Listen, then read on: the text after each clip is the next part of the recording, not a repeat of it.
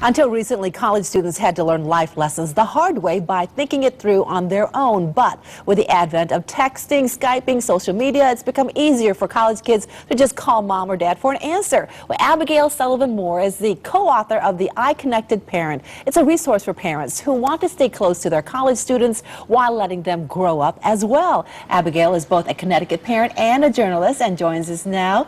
It's great to have you. Well, thank you for having me. It's great to be here today. You co-wrote this book with Barbara Hofer. How did this all come about? Well, I write frequently for the New York Times, and I write for a section called Education Life, and we cover what happens in high school and college, mostly college.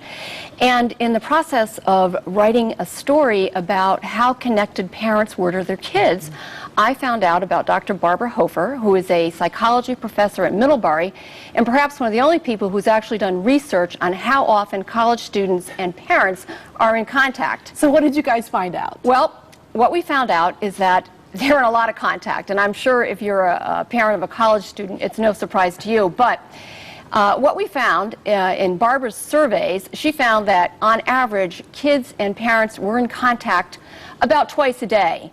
And when I went out and did reporting on this around the country, I also found that I found kids who were in quite a bit more contact than that, 5, 6, 7, even 8 times a day, either texting, calls, emails, Facebook messages, all the different ways we have to communicate. So some kids were in contact quite a bit more than twice a day, and some, of course, were in contact a lot less than that, because it's a real spectrum. So is that too much?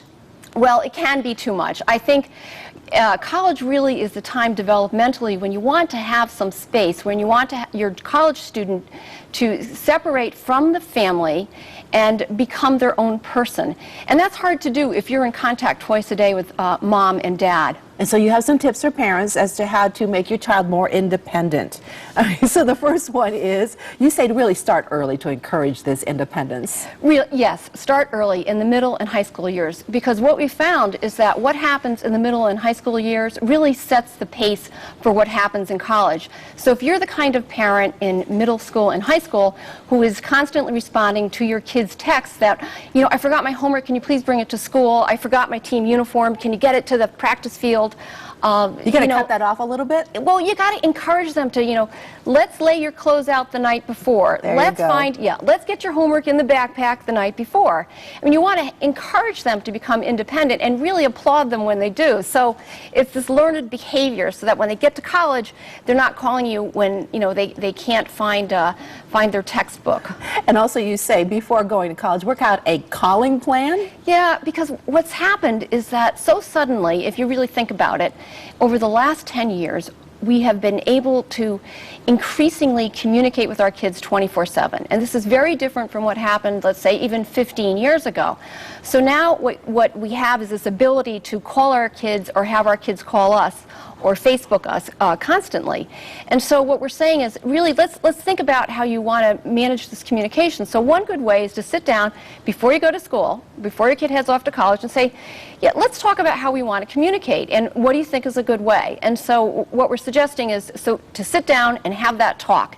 And what I recommend is really to insist at least on a weekly phone call where you actually hear your child's voice.